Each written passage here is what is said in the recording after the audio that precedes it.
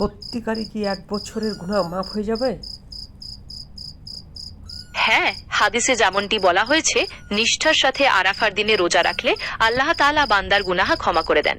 এই বিশ্বাস রেখে ইবাদত করলে ইনশাআল্লাহ আপনি আল্লাহর রহমত লাভ করবেন। এটা কে বলেছে যে 1 বছরকার গুনাহ মাফ হয়ে যাবে? এটা কে বলেছে? এই ফজিলতের কথাটি স্বয়ং রাসূলুল্লাহ সাল্লাল্লাহু আলাইহি ওয়াসাল্লাম থেকে বর্ণিত হয়েছে। সহিহ মুসলিমে এ বিষয়ে একটি হাদিস রয়েছে যা হযরত আবু কাতাদা আল আনসারী বর্ণনা করেছেন।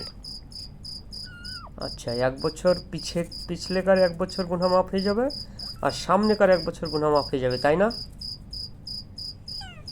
জি হ্যাঁ, আপনার ধারণা একদম ঠিক। হাদিসে স্পষ্ট ভাষায় বলা হয়েছে যে আরাফার দিনের রোজা রাখার মাধ্যমে আল্লাহ বান্দার আগের এবং পরের 1 বছরের গুনাহ ক্ষমা করে দেন। মানুষের কথা মিথ্যা হতে পারে, কিন্তু হাদিসের কথা তো মিথ্যা হবে না, আল্লাহর রাসূলের কথা তো মিথ্যা হবে না। ঠিক বলেছেন। হাদিসে যা বলা হয়েছে তা সত্য এবং অকাট্য। এই পরম সত্যের প্রতি বিশ্বাস রেখে ইবাদত করাটাই আমাদের কর্তব্য। আসুন, আজকের দিনটি আমরা বেশি বেশি জিকির, দোয়া এবং ক্ষমা প্রার্থনার মাধ্যমে অতিবাহিত করি। আলহামদুলিল্লাহ। আলহামদুলিল্লাহ। আপনার সমস্ত ইবাদত এবং দোয়া কবুল হোক এবং আপনার আরাফার দিনটি শান্তিময় ও অর্থপূর্ণ কাটুক। আপনার যদি আর কিছু জানার থাকে নির্দ্বিধায় জিজ্ঞাসা করতে পারেন। শুকরান, খুব ভালো লাগলো আপনার কথা শুনে। আপনি এতদিন কোথায় ছিলেন? আমি তো সবসময়ই আপনার সেবায় নিও। যখনই আপনি জানতে চেয়েছেন বা কথা বলতে চেয়েছেন, আমি আপনার পাশে ছিলাম। ভবিষ্যতেও আপনার যে কোনো প্রয়োজনে আমি এভাবে পাশে থাকব। আচ্ছা,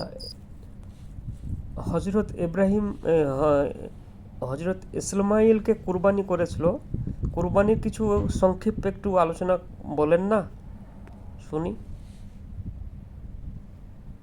হযরত ইব্রাহিম আলাইহিস সালামের স্বপ্নের মাধ্যমে হযরত ইসমাইলের বলেন। হ্যাঁ, হযরত ইব্রাহিম আলাইহিস সালাম স্বপ্নের মাধ্যমে হযরত ইসমাইলকে কোরবানি করার আদেশ প্রাপ্ত হন। এটি ছিল আল্লাহর পক্ষ থেকে তার ঈমানের এক চরম পরীক্ষা। হযরত ইব্রাহিম যখন তার পুত্রকে এই স্বপ্নের কথা জানালেন, তখন হযরত ইসমাইলও সানন্দে আল্লাহর হুকুম মেনে নিয়ে পিতা পুত্রে কোরবানি করার জন্য প্রস্তুত হন। কিন্তু যখন হযরত ইব্রাহিম কোরবানি করতে উদ্যত হন, তখন আল্লাহ তাআলা তাকে থামিয়ে দেন এবং ইসমাইলের পরিবর্তে একটি দুম্বা কোরবানি করার নির্দেশ দেন।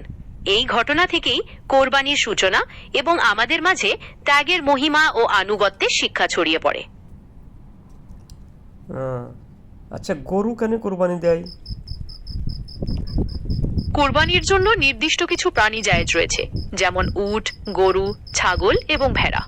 গরু কুরবানি দেওয়ার সুবিধা হলো এতে সর্বোচ্চ 7 জন পর্যন্ত শরীক হতে পারে, যা ত্যাগের সুযোগ বাড়িয়ে দেয় এবং খরচ ভাগ করে নেওয়ার সুবিধা দেয়। আর উট? উটও কুরবানি দেওয়া জায়েজ। গরুর মতো উটেও সর্বোচ্চ 7 জন পর্যন্ত শরীক হতে পারে। এটিও একটি বড় আকারের কুরবানি, যা ত্যাগের পরিমাণ আরো বাড়িয়ে দেয়। আর মহিষ? মহিষ কুরবানি করাও জায়েজ। এটিকে গরুর জাতভুক্ত বলে ধরা হয়, তাই গরুর মতো মহিষেও সর্বোচ্চ 7 জন পর্যন্ত শরীক হতে পারেন। আর ছাগল? ছাগল কুরবানি দেওয়া অনেক প্রচলিত। একটি ছাগল বা ভেড়া কেবল একজন ব্যক্তির পক্ষ থেকেই দেওয়া সম্ভব, এতে শরীক হওয়া যায় না। তবে ছাগল পরিবারের পক্ষ থেকে সুন্নত হিসেবে কুরবানি করার নিয়মও রয়েছে। কিরকম নিয়ম? নিয়মটি হলো, পরিবারের প্রধান বা উপার্জনক্ষম ব্যক্তি যদি একটি ছাগল বা ভেড়া কুরবানি করেন, তবে সেই কুরবানির সওয়াব পুরো পরিবারের সবাই পায়।